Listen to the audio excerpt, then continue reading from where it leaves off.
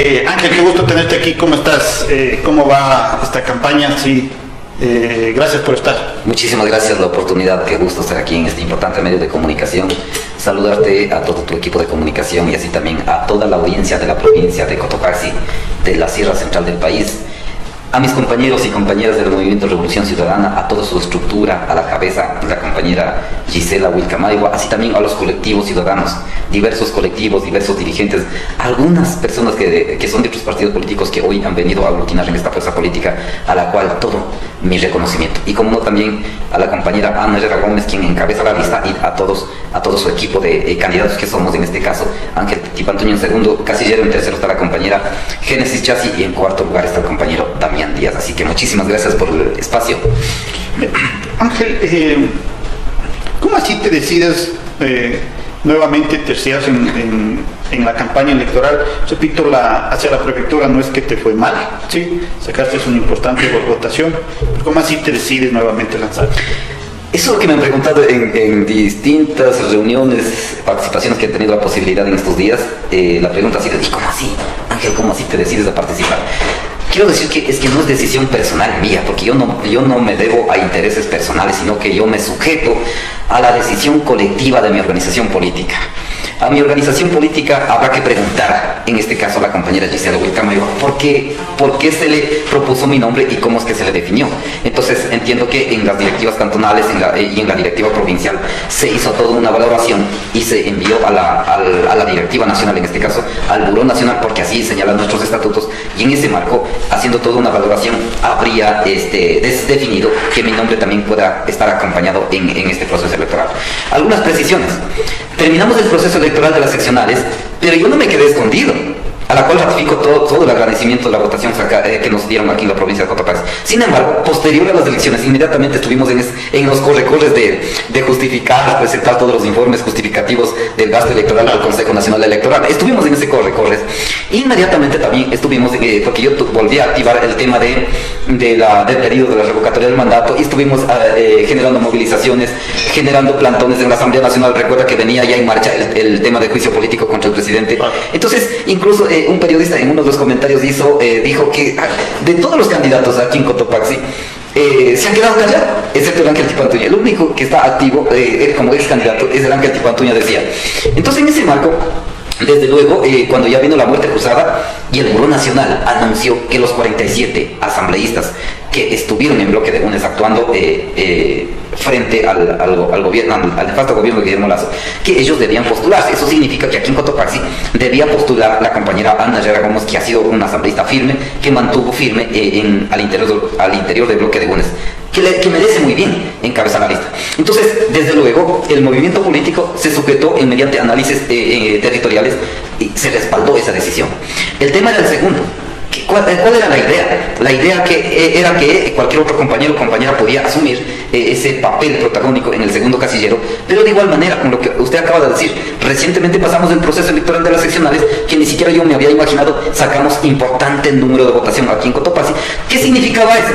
Significaba que viene nuevamente el boom del correísmo que puede arrasar, digamos, en este proceso electoral, pero también la votación que yo tuve que obtener, eso va a permitir apuntalar mejor, y los escenarios hoy que son cambiantes, que son recontra favorables, eso significa que vamos a entrar mínimamente dos. Así que no ha sido decisión personal, ha sido una decisión colectiva, y mi organización, a la cual me la debo, ellos son los que me han definido, por eso estoy aquí. Ya, Ángel, pero, a ver, la prefectura es un ente ejecutor, ¿sí? La asamblea no es un ente ejecutor. ¿Qué te hace pensar, o qué les hace pensar como partido, que puede ser lo mismo un buen candidato a la prefectura y también ser un buen candidato a la asamblea? Si son dos cosas totalmente distintas. Mira, cuando uno tiene trayectoria, cuando no tiene rabo de paja, cuando tiene una trayectoria intachable y cuando estás preparado académicamente, todo lo demás, y cuando actúas con honestidad, puedes actuarte en cualquier escenario y en cualquier campo, en cualquier espacio. En este caso, en temas de la prefectura, si bien es cierto, es un ente ejecutor, la Asamblea Nacional es un espacio legislativo y de fiscalización, porque desde ahí no te vas a dar ninguna obra. Pero el tema es que nosotros, como Movimiento Revolución Ciudadana, respondemos a un gran proyecto político nacional que está cobijado con el movimiento llamado Revolución Ciudadana. Entonces, no es que estamos separados con el poder ejecutivo que llegaremos a tener con el poder legislativo. Al contrario, trabajaremos de forma articulada tanto el legislativo y el ejecutivo. ¿El legislativo qué tiene que hacer? La gran mayoría de leyes, producir leyes, construir leyes, fomentar leyes en favor de la gran mayoría de la población ecuatoriana para que el ejecutivo, la compañera Luisa González, sin ninguna dificultad pueda ejecutar la política pública. Entonces, cuando estas dos instancias o estos dos poderes del Estado trabajen de forma unificada, los beneficiarios serán la población ecuatoriana. Eso significa que va a devolver las obras, las mega obras, va a volver la generación de empleo, va a volver la inversión pública. Entonces, allá nos apuntamos. Es decir, si no llegué a la prefectura, pero desde la asamblea con un trabajo articulado, vamos a poner un granito de arena para que lleguen las grandes obras nuevamente a los ecuatorianos, porque cuando nuevamente se construya, por ejemplo, cuando tengamos que recuperar el que hoy está abandonado, Yachay, por ejemplo, necesitamos nuevamente hacer lo que ello. Entonces eso significa inversión pública, generación de empleo. Vamos a tener que recuperar el tema de la refinería del Pacífico, que tanto se ha cacareado. Entonces, ¿qué significa? Generar miles y miles de puestos de trabajo directos, indirectos. Entonces, eso significa dinamizar la economía, y allí vas a generar oportunidad para la población ecuatoriana que hoy han sido violentados flagrantemente. Entonces, digo esto, en cualquier espacio que estés, siempre y cuando actúes en beneficio de la población ecuatoriana, pues que la población ecuatoriana será los beneficiarios de nuestra acción. Ahora, Ángel, tú eres o serías elegido, si en caso de que el voto popular te favorezca, un candidato de Cotopaxi, ¿sí? Y de cierta manera te debes a Cotopaxi como tal. ¿Qué es lo que le propones tú a Cotopaxi? Si bien es cierto, uno va a legislar a nivel nacional, ¿no? Sí. Pero dentro de esa legislación a nivel nacional tiene que haber un beneficio para la provincia. ¿Sí? ¿Qué es lo que le propones? Algunos elementos que nosotros estamos planteando, nosotros tenemos un plan de trabajo presentado en el Consejo Nacional Electoral de forma conjunta, que eso no es solamente elaborado por el Ángel Tipantuña.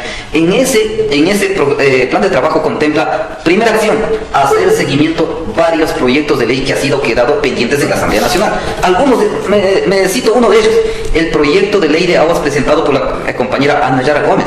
Entre algunos elementos muy importantes plantea, por ejemplo, la generación de este Fondo Nacional del Agua. ¿En qué consiste? Para que el Estado pueda generar o emitir recursos para este Fondo Nacional del Agua, que en la ejecución significa que mediante plan de manejo de los páramos, tener cuidado de los páramos para que siga existiendo agua, mediante un plan de manejo de las cuencas, microcuencas hídricas que permita generar agua.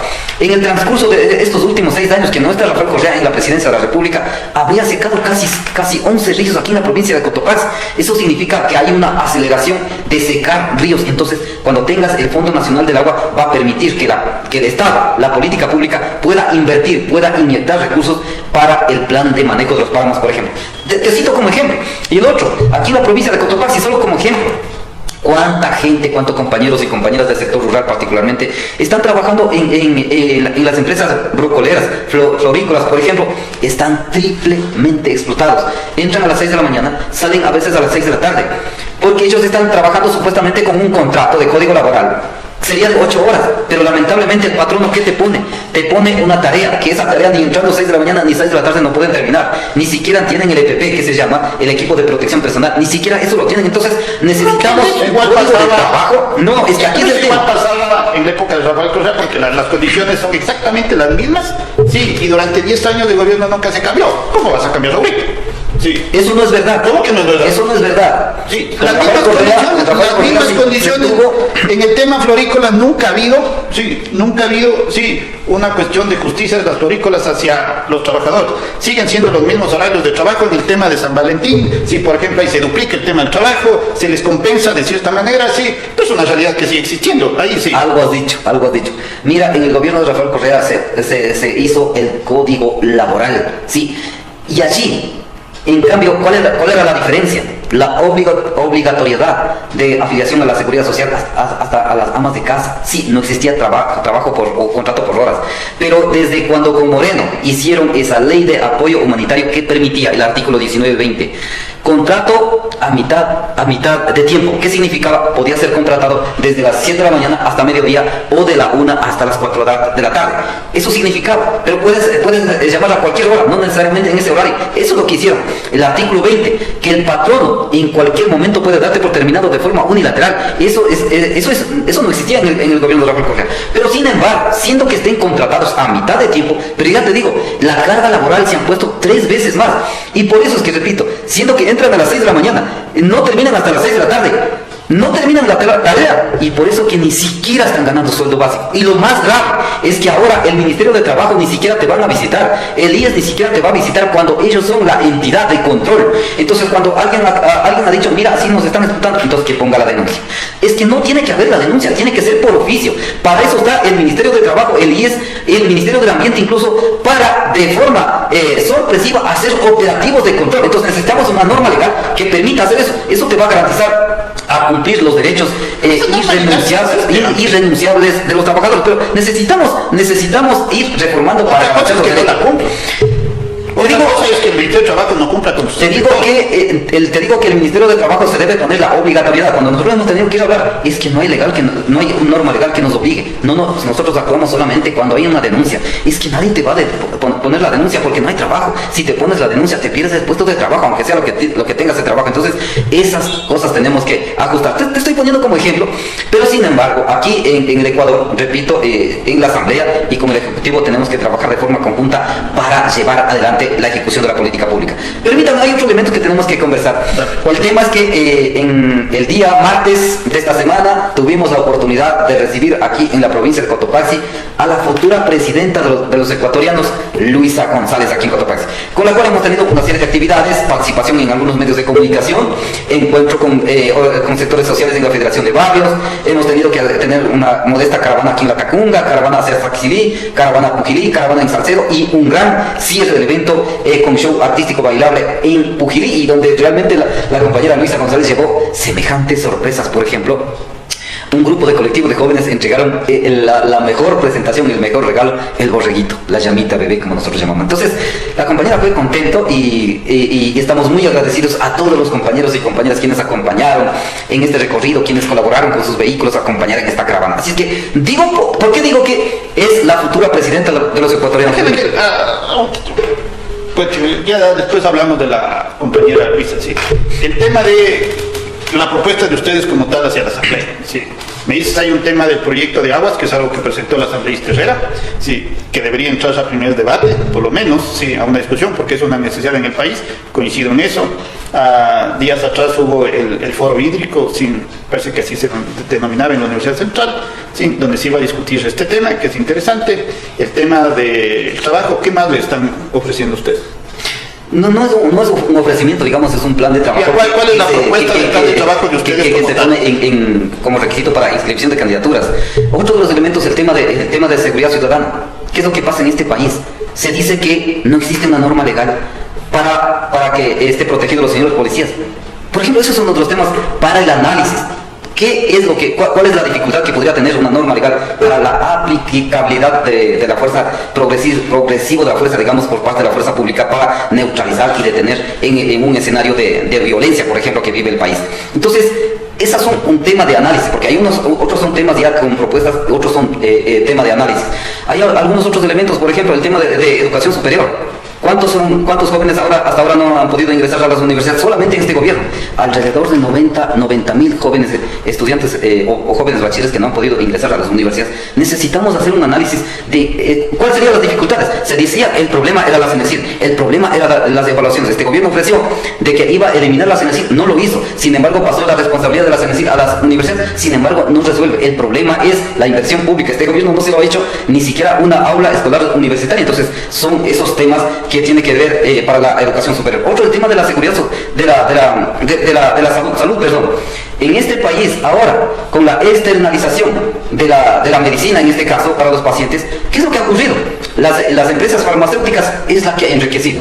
La gente, la población, los pacientes que se llegan a los hospitales ni siquiera tienen buena atención, porque los hospitales en este momento no tienen ni siquiera un debido mantenimiento. No hay equipos, no hay médicos necesarios por especialidad, no hay medicina. Entonces, Realmente es un problema y eso es sujeto de igual manera del análisis de la norma legal desde la Asamblea Nacional, por ejemplo. Les estoy poniendo solamente como ejemplo. 5, el tema de salud. ¿Cierto? Ya. Ahora, de estos, por ejemplo, en el tema de seguridad ciudadana, desde la Asamblea, ¿qué se puede hacer? Si ya las leyes están, todo el mundo ha dicho están ahí, el gobierno ha demostrado que sí puede utilizar incluso a las Fuerzas Armadas sin necesidad de hacer una reforma legal. ¿Qué se piensa hacer desde la Asamblea? Porque finalmente tú serías un asambleísta. Y ya, dejémosle a un lado el tema del Ejecutivo, ¿sí? Porque también existe una posibilidad de que no gane, sí, la candidata de la RC. Pero ustedes tienen el tema del legislativo. ¿Qué le piensan ofrecer para mejorar este tema de seguridad en cuanto a las leyes? Mira, el tema de normas legales, por ejemplo, para el uso progresivo de la fuerza, que el gobierno tanto le decía que no existe, que la Asamblea Nacional es la que estorbaba prácticamente.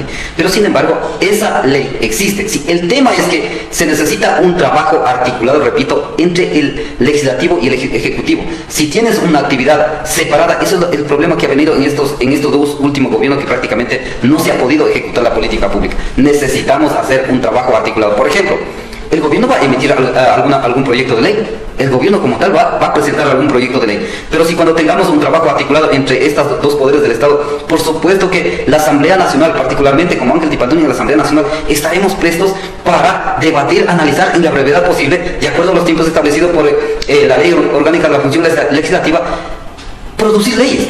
Entonces, repito, el punto estratégico es un trabajo articulado. Pero cuando si desde el Ejecutivo a la bravuconada, sin tener mayoría, cuando mandas un proyecto de ley de carácter económico urgente, sin embargo, si no tienes una articulación, no te han aprobado. A lo mejor no te aprobaron y no te aprobarán. Entonces, eso es una muestra clara de que se necesita realmente un trabajo articulado. Claro, lo ideal es que se tenga un trabajo articulado, pero ahora, sí, efectivamente, todas las encuestas, si todos los sondeos de opinión en este momento dicen que va a haber una asamblea dispersa. Sí, es decir, la Revolución Ciudadana seguramente tendrá, ser el bloque mayoritario, pues no tendrá la mayoría absoluta, tendrá que negociar con un gobierno porque hay la posibilidad de que no gane, sí, la candidata de la RC.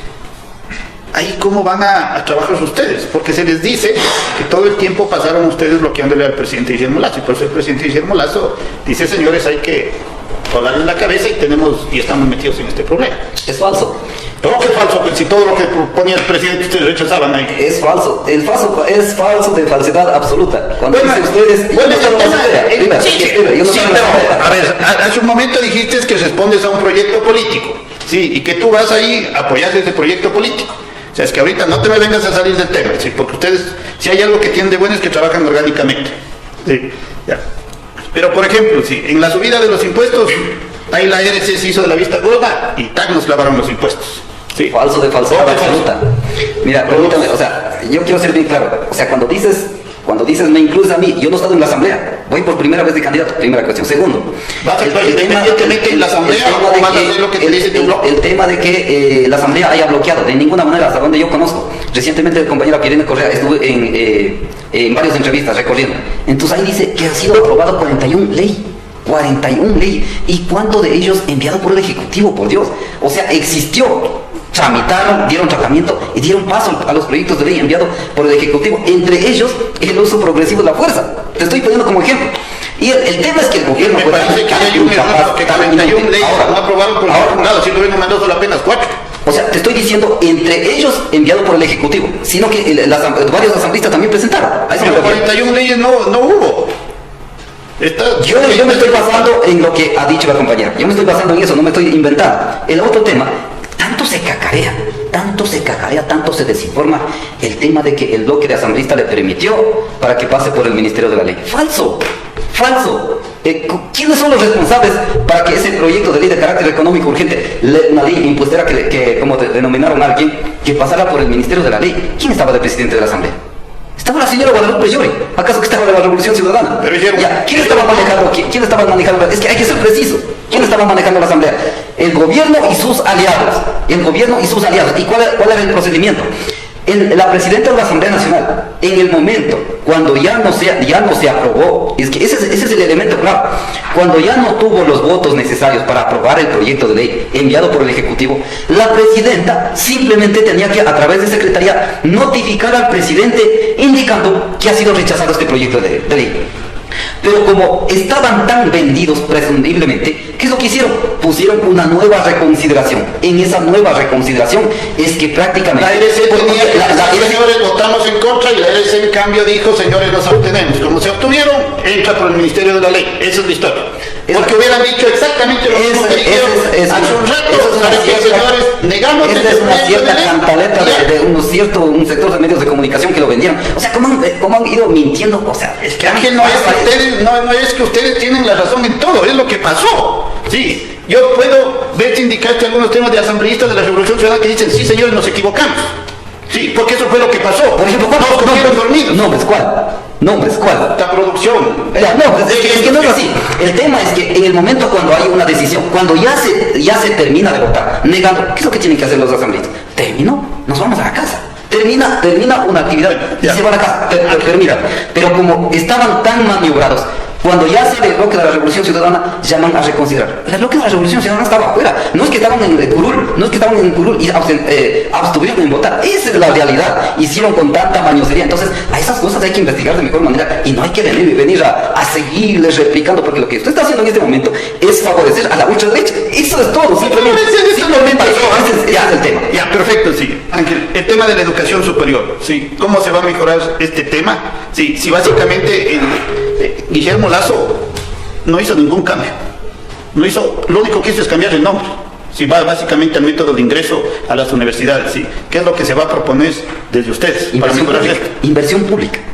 Un trabajo articulado, inversión pública. Recuerda que ¿cuánto le recortó el gobierno ponga la plata? ¿Cuánto le recortó el gobierno anualmente a las universidades? ¿Cuánto de presupuesto le recortó? 100 millones de dólares anuales. Eso es lo que recortó. Entonces, es por eso que las universidades hoy no tienen la capacidad para ingreso de los jóvenes. Entonces, un trabajo articulado entre el Ejecutivo y el Legislativo permite inversión pública. ¿Cuántas veces les estoy diciendo? Inversión pública para construir más universidades o para repotenciar universidades, para generar becas. ¿De dónde vamos a sacar la plata? Porque todo lo que están mencionando es otro tema que educación, el Ecuador no tiene plata. El Ecuador no tiene plata. Dice, mira, ¿cuánto de plata ha gastado entre gobierno de Lazo y Moreno? ¿Cuánto de plata han manejado? Mira, el gobierno de Rafael Correa habría administrado alrededor de 237 millones de dólares. 237 mil millones de dólares el gobierno de Rafael Correa en 10 años. Pero el gobierno de Moreno y Lazo habrían administrado ya 240 mil millones de dólares, es decir, 3.000 millones de dólares más.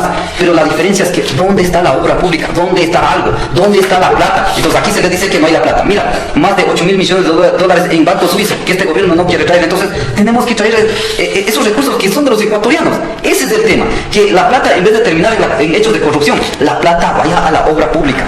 Con el gobierno de Rafael Correa, por ejemplo, 150 millones de dólares anuales para seguridad ciudadana. Hoy, ¿cuánto se la destina este gobierno? 40 millones de dólares. Pero ni siquiera de 40 millones de dólares no gastan ni siquiera ese presupuesto. Por eso que la seguridad ciudadana está como está. Eso tenemos que cambiar. Eso se cambia con una decisión política, con gente comprometida, con profesionales, con gente que tiene experiencia. Ahí sí estoy de acuerdo. Ustedes dicen, entonces nosotros sí tenemos la experiencia y sí tenemos la capacidad y la decisión política, sobre todo, para hacer lo que tenemos que hacer y lo que estamos diciendo. ¿Y si no ganan la presidencia? ¿Por qué? Porque el pueblo va a decir que no. Porque usted está en contra. El pueblo va a decir que no. Uno cuando se mete a la campaña tiene dos opciones: ganar o perder. Sí, tiene dos opciones: ganar o perder. Por supuesto que sí, así es. En caso de que pierdan, que ese es un escenario, y en política hay que crear los escenarios. Algunos planteamientos te dejo clarito para revisar los escenarios. ¿Quién te dispone el Código de la Democracia para definir candidaturas? ¿Autoproclamación o elecciones internas o elecciones primarias? Te dice elecciones primarias, esto te dice el Código de la Democracia. ¿Cuándo hicieron ustedes? ¿Cómo hicieron las primarias ustedes? ¿Cómo han promocionado otros candidatos? En el momento cuando fueron cesados en la Asamblea, por ahí Don Villa dijo, yo soy candidato. Quiero partidos, como usted, así quiero partidos, quiero apoyos. Ángel, ¿cómo eligieron ustedes? Apareció Topic. ¿Cómo eligieron ustedes? Pero déjame. No, espérate, aguanta. ¿Cómo eligieron ustedes el candidato? El Topic a dedo. ¿Cómo eligieron? A dedo. ¿Y ustedes cómo eligen? ¿Y ustedes cómo eligen? Lo nuestro ha sido analizado desde las bases. ha sido discutido desde las coordinaciones cantonales, desde las directivas provinciales. ¿Cuántos votos sacó? No se trata de votos. No, pero en la primaria sí es con votos. ¿Y cuáles son las modalidades de la primaria? Ya. ¿Cuáles son las modalidades Entonces, de la el primaria? tema es, alzamos la mano ahí, señores, declaramos el candidato. Yo no sé realmente, porque es uno de los Es una problemas. contracampaña. El sistema que Es una tenemos de... contracampaña. ¿Qué es la verdad? Es que esa es una contracampaña. Dígate de notas. Es que es una contracampaña. O sea que ya, escucho, esto es una contracampaña. Mira, son tres modalidades de democracia interna. Ya. Uno, consenso. ¿Cuál crees que es la mejor? Una es las elecciones primarias ¿Cuál crees que es la abiertas, mejor? otra es las elecciones primarias cerradas. ¿Cuál es la mejor? A mí no me importa cuál es la mejor. Ahí sí no te importa. Ahí sí no te importa. A mí no me importa cuál es la mejor, sino lo que estoy diciendo, lo que te dice el Código de la Democracia. No, por eso es eso lo que te estoy yo diciendo. le estoy preguntando. Eso ha sido analizado desde territorios y ha sido definido por consenso. ¿Cuál es la mejor? Eso ha sido definido por supuesto por consenso. Porque Eso es la evitas mejor. fraccionamiento. Evitas fraccionamiento. Ya, Sí, ya, evitas Ángel fraccionamiento. Pipantuña, eso es lo el mejor. tema. Según yo y según lo que dice el Código de la Democracia. Sí, ya. Yo sé que Ya, puede eso- la democracia te da... eso es un proceso interno. Yo creo que ¿quién tiene derecho a cuestionar eso? ¿Quién tiene derecho a cuestionar? Nosotros los ciudadanos. Eso es un proceso interno. Los que cuestionan o los que pueden impugnar somos los militantes. Son los militantes, los adherentes. Ellos son los que tienen que cuestionar si es que hayamos hecho mal. Pero mira, o sea, esa es la diferencia. O sea, se le dice bonito a los que autoproclamaron y a los que se hizo un proceso interno, hay que cuestionarlo, hay que desacreditarlo y hay que vender eso hacia afuera. Eso es relación contra campaña. Mi estimado Ángel, si el mayor problema que tiene el RC, que aquí lo hemos discutido, sí, se discute, Mira, ahí el único donde que manda Rafael que ha Correa, sido- él dice, señores, se hace esto y punto final. ¿Y puedes Se hace firmar eso. eso? ¿Puedes firmar Sí. eso? Pero por supuesto. Ya, pues entonces, Claro. ya. Sí, te puedo dar un montón de ejemplos. Lo que te estoy diciendo es que el único binomio que ha sido analizado mediante elecciones primarias y ha sido proclamado oficialmente en una convención nacional ha sido nuestro binomio. Ya. Eso es. Y eso te dicen varios analistas, varios periodistas te dicen eso. Por ejemplo, te dice Fabricio Vela, te dice eso. No te digo solamente yo, pero aquí en cambio se le cuestiona. Pero bueno, yo regresemos ya regresemos. Me parece bien que respetes la organización así. Sí, me parece bien que respetes la opinión contraria. Sí, porque no es cuestión de decir, ¿saben qué, señores? Todo lo que ustedes hacen está bien. Sí, o sea, tampoco. Sí. A ver, nuevamente, regresemos al tema de la asamblea. Sí, el tema del proyecto de agua. Sí, ¿cómo se va a hacer? Sí, desde ustedes, que es un proyecto de aquí presentado por la asambleísta Herrera para que esto finalmente sea realidad. Dar el debido tratamiento como te dispone la ley orgánica de la función legislativa. A través de comisión que existirá, sí, la comisión te levantará el informe, ese informe te vendrá al pleno y se resolverá con votos. Lo que me estás diciendo cómo será, eso es lo que te dice la ley. Sí, la diferencia es que, pero es que nosotros no vamos a quedar ahí. Nosotros ya en el ejercicio, por supuesto que habrá muchas demandas, habrá muchas necesidades, vamos a tener que hacer este trabajo de participación ciudadana para construir las leyes que sean necesarias. Ahí sí me quiero referir, pero ¿cuál será la acción del asambleísta? ¿Cómo debería ser la acción de un asambleísta? Yo considero que llegaré allá, posiblemente haré una acción distinta. Por ejemplo, ¿qué es lo que considero?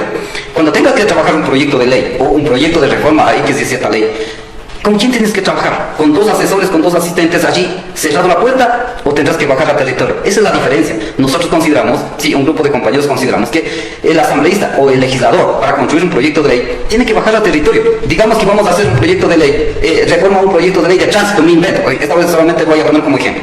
¿Con quién vamos a trabajar? Con los señores transportistas, con los que muchas veces o algunas veces se le dice que son víctimas de los señores policías, que se dice, me estoy diciendo. Entonces tenemos que trabajar con sus actores en el territorio. Entonces el asambleísta debe bajar al territorio para generar esos espacios de articulación, del análisis y de formulación de propuestas de un proyecto de ley. La pregunta es, ¿ya está eso? El curul va a quedar votado, tiene que estar presente el alterno, el suplente tiene que estar ahí, porque en algunas ocasiones, eso en cambio no se le cuestiona, en algunas ocasiones he escuchado a algunos asambleístas que no le dan espacio. Entonces, en cambio, con el Ángel Pipantuña, el suplente tendrá espacio necesario, porque yo aspiro a trabajar más en el territorio que en el escritorio. Yo considero, repito, seré un asambleísta más de territorio que de escritorio. Eso es la diferencia. Sin embargo, lo que usted decía y que quedó pendiente, nosotros sí pensamos que vamos a ganar la presidencia y la mayoría en la Asamblea Nacional.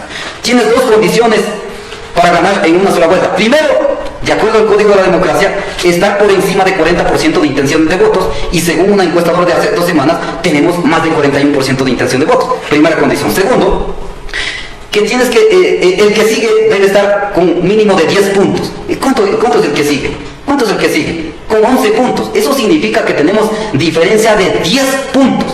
Y aquí me estás diciendo que hay posibilidad que pierda. O sea, eso no es real en este momento, sin embargo. O sea, hay esa diferencia. Mira, Carlos Veras, que es ultra odiador del correísmo, te da que y prácticamente se gana. Y así, ¿cuántos periodistas que son, con honrosas excepciones, que son odiadores del correísmo, que nos han generado odios, hoy saben que no tienen posibilidad, hoy saben que el correísmo va a ganar la presidencia de la República y la mayoría en la próxima Asamblea Nacional? Así es que, lamentablemente, se le pone en el escenario, se le pone estos temas de, ¿cómo puedo llamar? Temas domésticos, cuando no se le pone cómo el gobierno de Rafael Correa, cuántos hospitales, cuántas unidades de Milenio, cuántos centros de salud se lo construyó. Eso no se le pone, pero los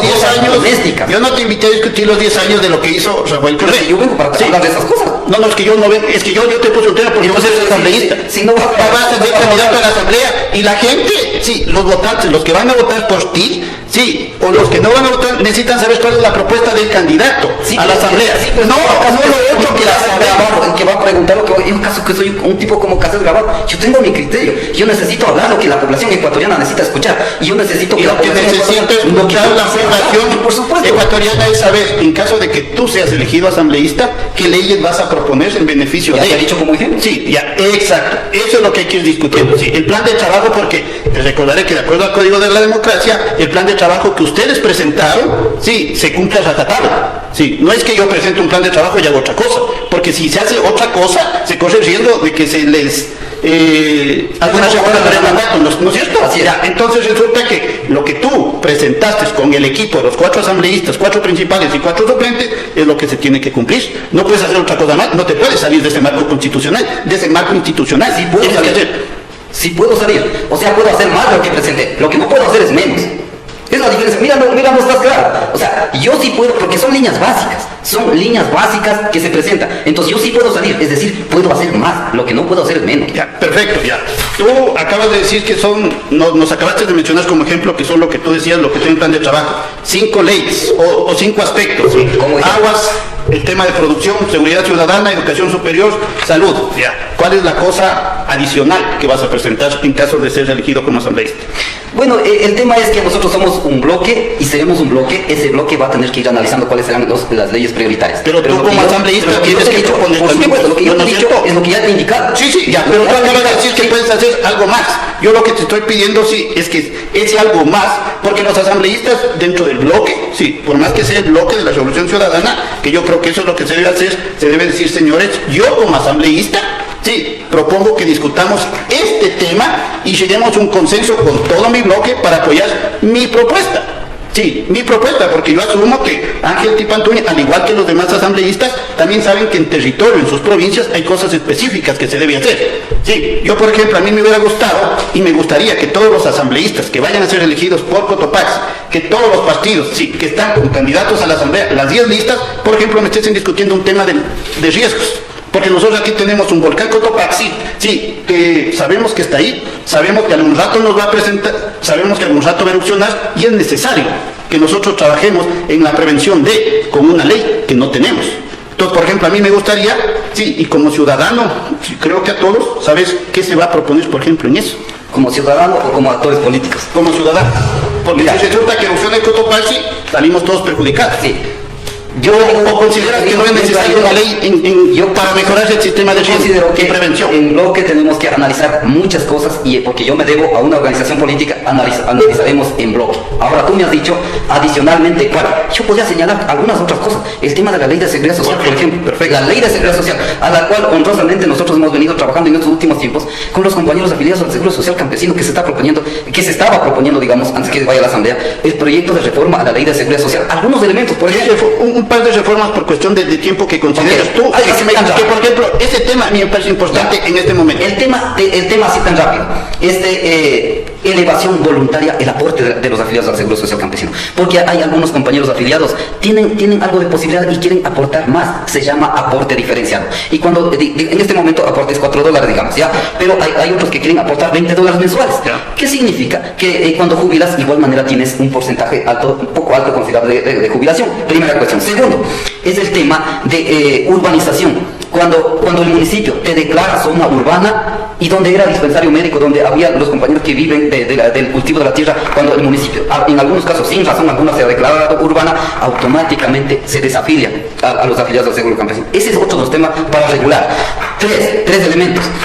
Cuando el jefe de afiliado al del seguro campesino tiene 65 años de edad, se jubila y tiene su pensión jubilada, ya. Pero digamos que a los 67 falleció, quedó la señora viuda, entonces no hay, o sea, queda sin protección. La señora viuda tiene que afiliarse de nuevo, tiene que aportar 10 años para poder jubilar. Entonces lo que nosotros proponemos es que se transfiera esos beneficios a la señora para que la jubilación quede con la señora por ejemplo. O sea, te estoy poniendo como ejemplo porque esas cosas han pasado.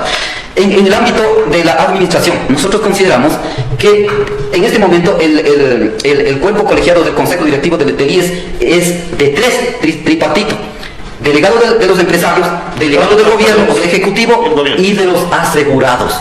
Ya, son tres. Nosotros consideramos que los afiliados, más de 1.200.000 afiliados que existen en el país del seguro campesino, a pesar de tanto daño que ha hecho este gobierno, nosotros consideramos que debe haber un representante de los afiliados al seguro campesino, un representante de los jubilados, un representante de los servidores públicos. Mira lo que nosotros proponemos. Eso debería estar conformado en el Consejo Directivo del IES para que permita tener mayoría para toma de decisiones.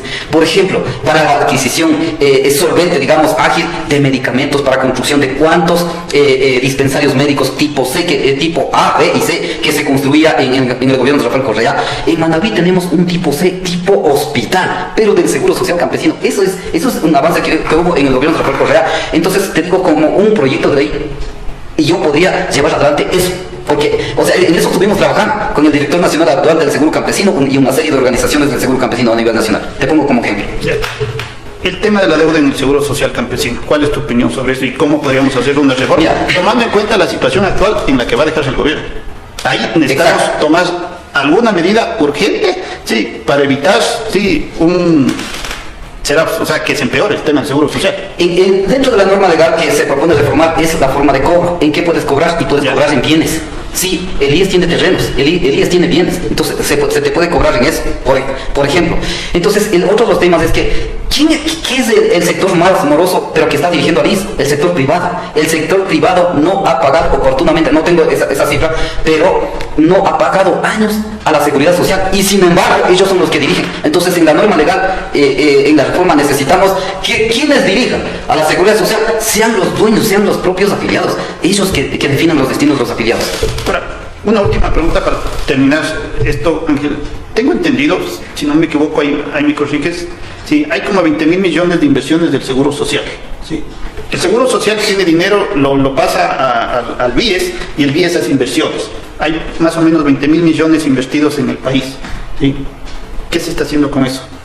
¿Qué se puede hacer? Eso hay que recuperamos para que precisamente, sí, este momento que no hay medicina, sí, en los hospitales, sí, y para que no salga el director del IES a decir, señores, ahorita nos ha ido súper bien, hay gran cantidad de intereses que estamos ganando, sí, y te vas al hospital del IES y resulta que no hay medicina. No encuentras nada. Es una tontería, sí, así es. porque hay que decir las cosas como son, es una tontería eso ya. Pero ¿cómo hacemos para que estos 20.000 millones que están investidos, sí, en el Estado, y que el IES tiene papeles, sí, del Estado, sí, esto finalmente se traduzca en el tema de mejor atención a los afiliados?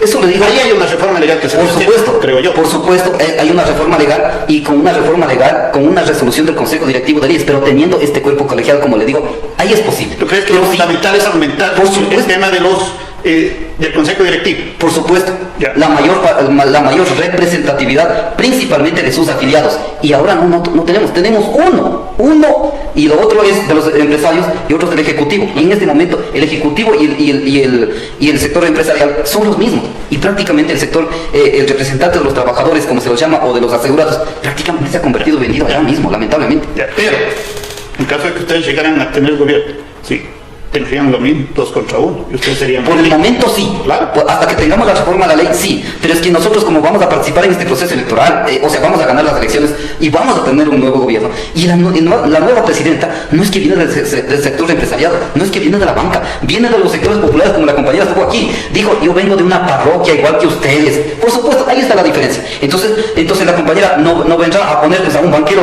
del presidente del Consejo Directivo del IES, pondrá a un compañero de los sectores populares, por supuesto. Ahí tendríamos un equilibrio de alguna manera. Y de igual manera, como ya viene el proceso de elecciones en el colegio electoral, para elegir al nuevo representante de los asegurados, aspiramos nosotros que a través de las organizaciones sociales que tienen voto legal allí, que sea elegido alguien de los sectores populares, alguien de los afiliados. Entonces ahí ya haríamos mayoría, por el momento. Perfecto, sí. Ángel, permíteme leer algunos mensajes. Vamos, Angelito, que llevamos los 4 asambleístas, todos 5 en una sola vuelta. Rosa Alexandra, Angelito, felicitaciones, vamos a la victoria. Blanco y mucho, felicitaciones, Ángel, todos 5. Mario, amigo, genial. Bendiciones, estimado amigo Ángel, un abrazo a la distancia, compa. Por favor, hago una cordial invitación a todos los militantes. Debemos estar juntos, somos las bases, las que ponemos a los dirigentes en el concierto nacional y obvio, presidente. Vamos, amigos, llámala. Concordia de la provincia hasta para ayudarte con mucha más alegría a tu elección. Vamos si se puede, invita compañero.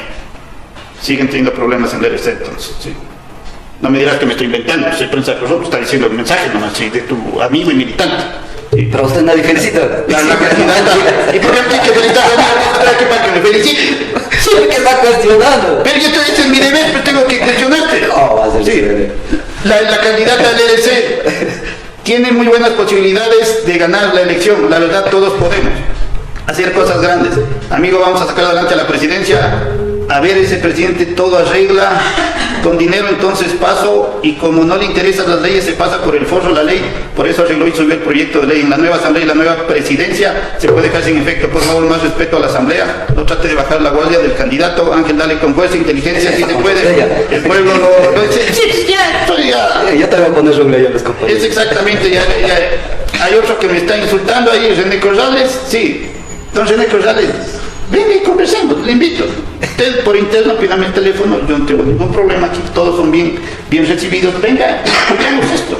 Sí, discutamos pero con ideas.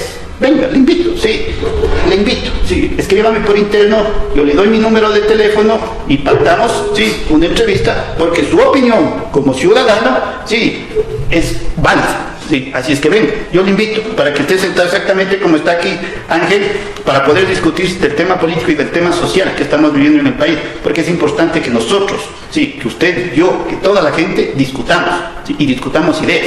Así es que le hago la cordial invitación, venga y siéntese aquí, por favor, para discutir. Patricio Lomoto, la revolución está en marcha, quienes vivimos junto a los baches conocemos el clamor de la gente por el ERC. Emilio Ortiz, un saludo para mi amorcito, dice, vea, contra vos yo soy... Es para usted. No, yo tengo... Es para usted. Esto puede ser matar con mi pareja, sí. Está diciendo así, Emilio Ortiz, hasta luego, dice un saludo para mi amorcito. Pero si es hombre, ¿por qué va a matar a su mujer? Emilio Ortiz está diciendo saludos de una mujer hacia vos.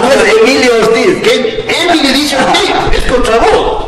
Bueno, contra mí, muchas Pero está bien, pues lo que sea, tienes una... Esto es voto, tienes que agradecer. Por supuesto, muchas gracias. Ya, hasta luego, eso más nos dices. Pero no le hemos parado, no le dice hasta luego. Yo pensé que era Emilio Ortiz, entonces... No, pues dice Emilio Ortiz, sí. No, pues ahí está. Pero bien, tienes una fan. Gracias. Por favor, gracias por haber venido, sí.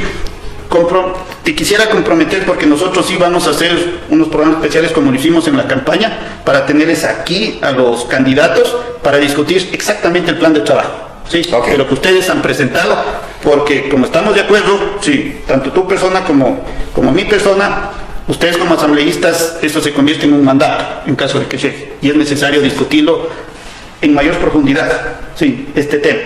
Sí, y nosotros como ciudadanos tenemos que hacer lo que siempre les pedimos, seamos responsables y elijamos bien, leamos las propuestas, leamos los planes de trabajo, ¿sí? Discutamos con los candidatos, mejoremos sus propuestas. Ahora siempre les he dicho, todos tienen redes sociales, yo estoy seguro que cualquier ciudadano que les escriba, sí, por ejemplo en este caso Ángel, yo estoy seguro que Ángel le va a responder y va a asumir, sí, con total patriotismo, el tema de que quizás pueden estar en contra, sí, pero también quizás puedan mejorar la propuesta de Ángel, y eso es importante.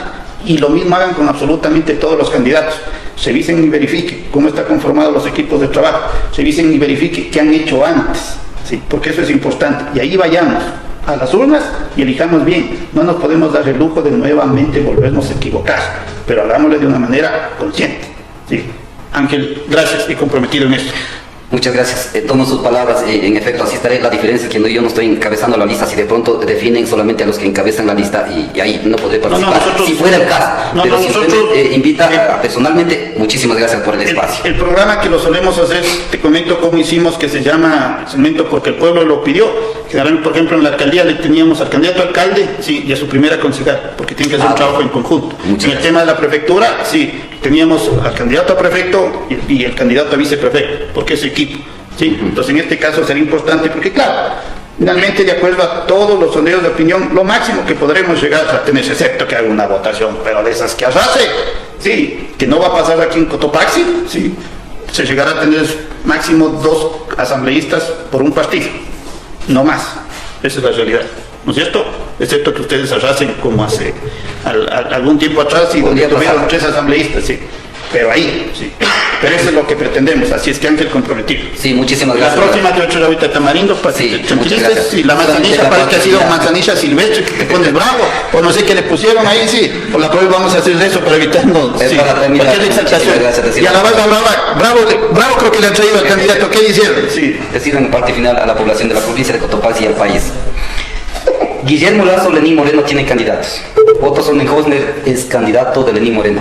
Villavicencio es candidato de Lazo. Yacu Pérez, Topic, es candidato de Guillermo Lazo. La única candidata que no tiene compromiso con este nefasto de los gobiernos es nuestra, Luisa González y Andrés Arauz. Y no dejar engañar nuevamente. Dijeron en la campaña electoral anterior que si votas por Andrés Arauz, el Ecuador iba a convertir en Venezuela. Mire lo que han llevado. Dijeron que hay que votar por un banquero para tener libertad. Dijeron, y mire qué libertad tenemos. Por tanto, generaron odio y llevaron a esto. Frente al odio, vamos a votar con amor. Por tanto, a votar todito, lista 5. Muchas gracias. Gracias, Ángel. Disculpa sí, suerte por- y éxitos. Sí. Con toda la audiencia de Historiador nos volvemos a ver el día lunes. Un buen fin de semana. Disfruten con su familia. Vayan y vean el rally. Sí, apoyemos estas iniciativas. Nos volvemos a ver el día lunes a partir de las 18 horas con 10 minutos. Como siempre les digo a todos un abrazo y cuídense.